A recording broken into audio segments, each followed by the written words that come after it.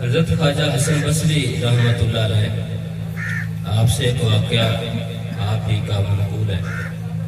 فرماتے ہیں کہ ہیرے جواہرات کے بڑے تاجر تھے۔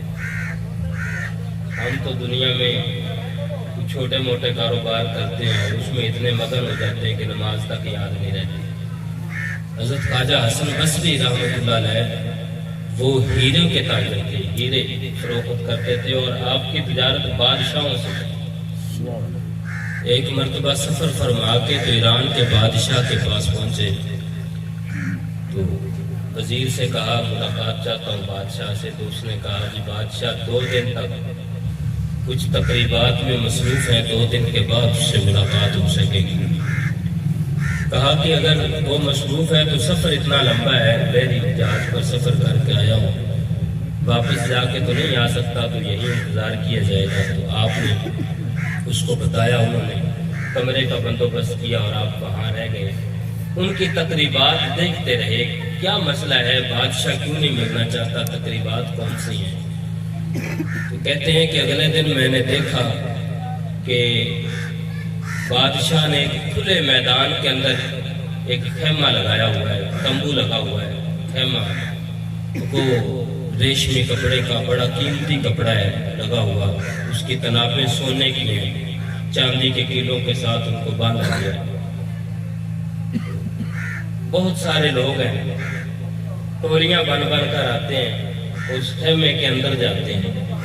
ایک ٹولی آتی ہے، وہ کچھ لوگ ہیں جاتے ہیں، جا کر جناب وہ چکر لگا کے باہر آ جاتے ہیں۔ پھر دوسری ٹولی جاتی ہے، نوجوان عورتوں کی ٹولی جاتی ہے، وہ بھی اسی طریقے۔ کچھ خواتین نے اپنے ہاتھوں پر ہیرے جواہرات کے تھال رکھے ہوتے ہیں اور وہ جاتی ہیں، چکر لگا کے باہر آ جاتی ہیں۔ آخر میں بادشاہ اپنے وزیروں کے ساتھ اس خیمے کے اندر داخل ہوتا ہے، لیکن جب بادشاہ باہر آتا ہے تو رو رو کے اس کے کپڑے جو ہیں وہ بھیگ رہے ہوتے ہیں، اتنا زیادہ ہوتا ہے کہ ہچکیاں بندی ہوتی ہیں۔ حضرت خواجہ حسن بصری رحمۃ اللہ علیہ اس بندے سے جس کو آپ کے خیال کے لیے مقرر کیا ہوتا ہے، اس سے پوچھتے ہیں کہ یہ کیا ماجرا ہے، یہ کون سی تقریب ہے، بادشاہ یہ کیا کر رہا ہے؟ تو وہ آپ کو بتاتا ہے اس کی حقیقت کہ اللہ کے بندے، اس وقت تو آپ کا نام صرف حسن ہی ہے، بصرہ سے آپ رہنے والے، حسن بصری آپ کا نام ہے۔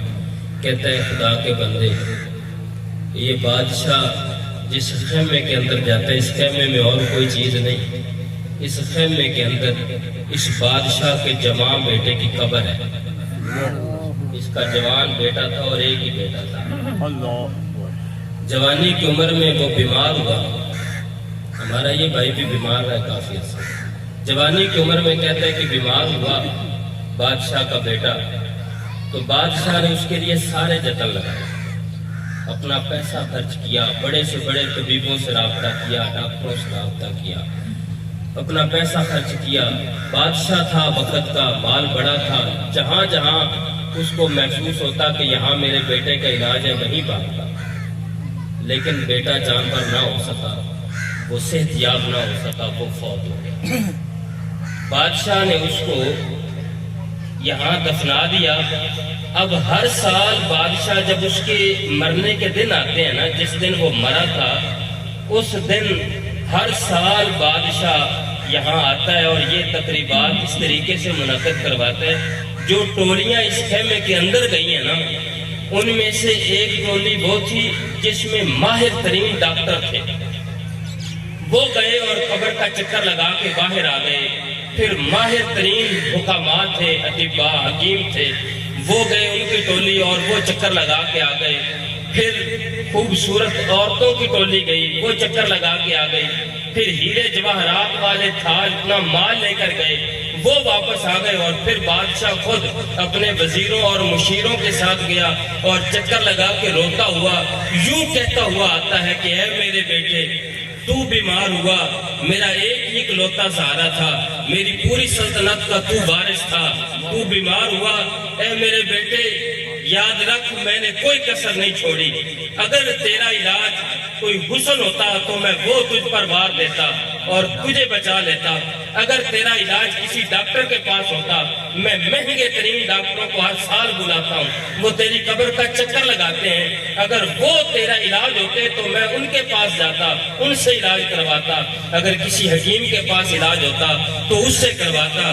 اور پھر ہیرے جواہرات کے تھال والی خواتین یہ ظاہر کرنے کے لیے جاتی ہیں کہ اے میرے بیٹے، اگر تیرا علاج مال قربان کرنے سے ہوتا تو ہیرے جواہرات قربان کر کے تجھے بچا لیتا۔ آخر میں بادشاہ اپنے وزیروں اور مشیروں کے ساتھ جاتا ہے، کہتا ہے بیٹے، نہ بادشاہت میں تیرا علاج ملا، نہ کسی وزارت میں تیرا علاج ملا، میں بادشاہ ہو کے بے بس ہو گیا، اپنے اکلوتے جوان بیٹے کو میں سارے جتن کر کے بھی بچا نہ سکا۔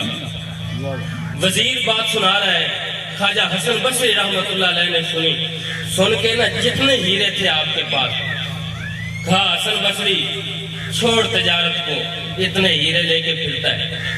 بادشاہ بتا رہا ہے کہ ایک بیٹے کی زندگی ان ہیروں سے نہیں بچا سکا۔ دنیا کیا ہے، اس دنیا کا مال کیا ہے، نہ دنیا نہ دنیا کا مال۔